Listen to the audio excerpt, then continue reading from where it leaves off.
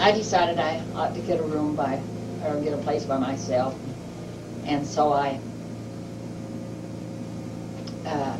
Wayne and Vendetta Wilson, who was brother-in-law, and Vendetta was Virgil's sister, was living in a house out north of Roberts, and they had one room, a big room. And so I took my little furniture, I had a cupboard and a table and chairs and a bed and a chest of drawers. And I took that and we moved in. I moved in there, and I had a stove, and I moved in there and I lived in that house. And when I was expecting the baby, the day that Virgil died, we had him buried over in Grand. It was terrible. It was cold wind. Snowdrifts were higher than the cars, and it was such a miserable cold day. And but I got through it okay with the help. My sisters came, Atha and Annie came, and their husband Opal and George was there, and there was a lot of people from my family down in Utah that came. And anyway, while I was living in this room, Cleo and Carl Cook would come and get me and take me to the shows and things like that. And even though I was expecting, I never did show very much, so we got along fine. But they took me out so that I wouldn't be as alone all the time. Well. When I was at this place at Wayne and Vendetta's, and when it come time for Franklin to make his appearance into this world, that morning I had a few little pains, and I thought, goodness gracious, Betsy, I wonder what's wrong. Because it was the 31st of August, right around the 31st of August, and that baby wasn't supposed to come until the 27th of September. And I kept doing something, and then I'd have another pain. So finally I walked around the house and knocked on Vendetta's door, and Wayne and Vendetta was sitting in there, and I said, Vendetta, what's it like to have a baby? She said, what do you mean, what's it like? And I said, well, what's the pains like? She said, are you having pains? And I said, well, I'm sure having something. I'm not sure what. And she said, well, how close are they? And I said, I don't know. So she said, why don't you stay in here a few minutes? And so I did. This was about 8:30, I think, about 8:30 in the morning. And pretty soon I had another pain. I said, ooh, Vendetta, if that's what I think it is, it's that. So she timed me, and my pains were just 5 minutes apart. So Wayne jumped on a horse and rode down to Cook's, and he run into the house, and he said, somebody better take Ruth over to the maternity home, over to Rigby. And Grandpa says, well, you can't use my car today. It's Saturday, and I'm going to town. And Cleo said, he was in there, and he said, how close are her pains? And Wayne said, 5 minutes apart. Cleo just got up from the table and got his jacket and got the car keys. Grandpa said, you can't take the car. He said, I'm taking Ruth to Rigby. And he says, well, it's just a false alarm. He said, well, false alarm or not. He said, the lady was going to Rigby. So he took me, come pick me up, and we stopped and got Atha, and we went to Rigby. And I went to Mrs. Lee Hanson's home, and that's where Franklin was born. And he only weighed 5 pounds. He just barely tipped the scales at 5 pounds. And he was born at 12:30 that morning, so I wasn't over there very long before I had that baby. And when the baby was born, before the baby was born, I looked up, and Virgil was standing there in the doorway. And I was kind of I know that I was under ether in that they gave me, but I could still see him standing in the doorway smiling at me. And finally, I said to the doctor, Dr. Aldenthal was my doctor, and I said, what have I got? And he said, you have a fine baby boy here, but he only weighs about 5 pounds, but he said his hair and head is just covered with little blonde curls. And I said, is he all right? He said, he's fine, he's in good health and good shape. And then Virgil left, and I said to Dr. Tall, I started to cry, and he said, "Are you all right?" And I said, "Yeah."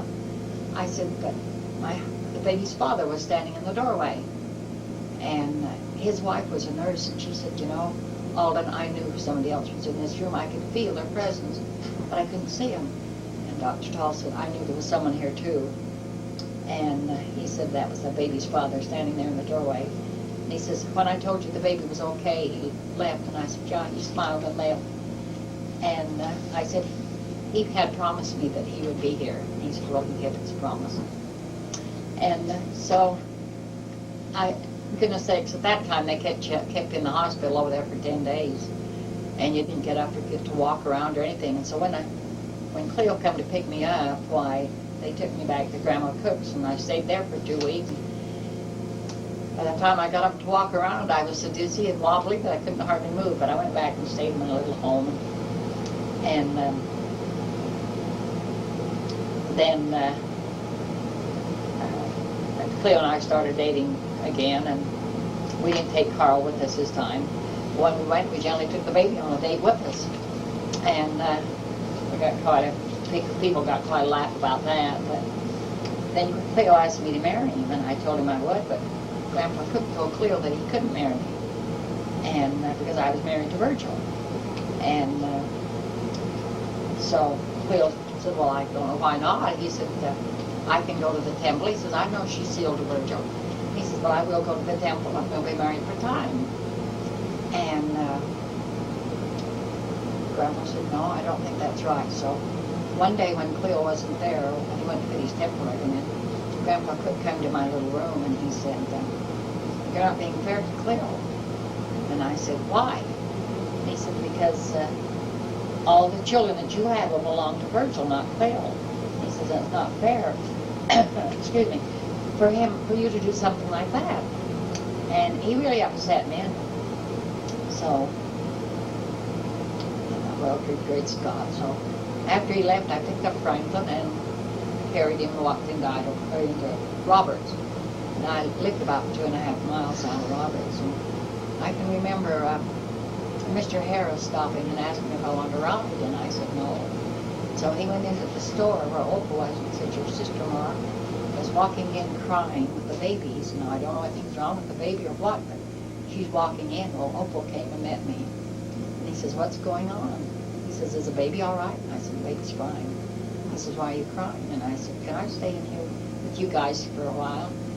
He says, "Well, you know you're more than welcome to stay any time." And I said, "Well, I'll probably have to come back out and get some diapers for Franklin and a few things, but if I can stay here, I'd sure appreciate it."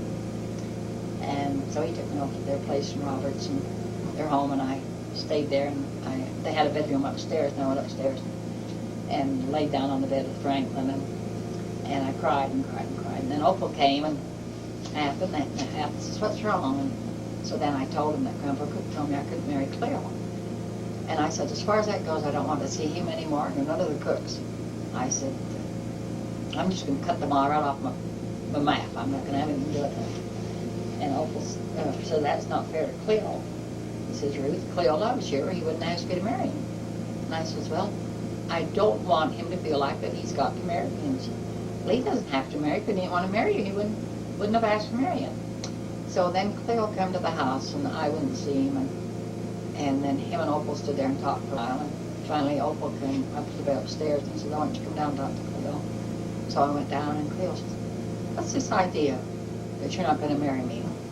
And I said, "Well, then," I said, "Your dad told me I couldn't." And he said, "Well, Dad's not the boss."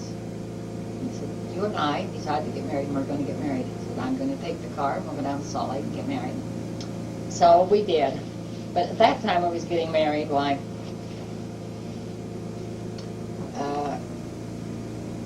gas was kind of hard to come by, I guess.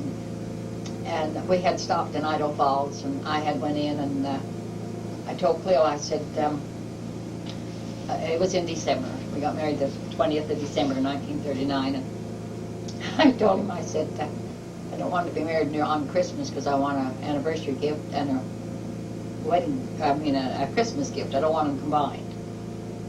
But we stopped there, and I had got him a robe and a pair of house slippers for Christmas, and he got me something. But we stopped at the service station, and I had made a bed for Franklin in between of us in the seat, you know. And I was playing with the baby, and the guy on Cleo at the service station, he told me to fill it out. The guy said, is this, where are you going? And Cleo said, we're going to Salt Lake to get married. And he said, oh, that's nice. He said, is this trip necessary? Or no, he said, is this trip necessary? And Cleo said, yeah, we're going to Salt Lake to be married in the temple. Oh, that's nice. He come and looked in the car, and he said, for hell's sakes, I guess you better go get married. You got a baby. And we laughed and laughed and laughed. That was our joke for a long time, because he was really, that was a joke we had with us all the time.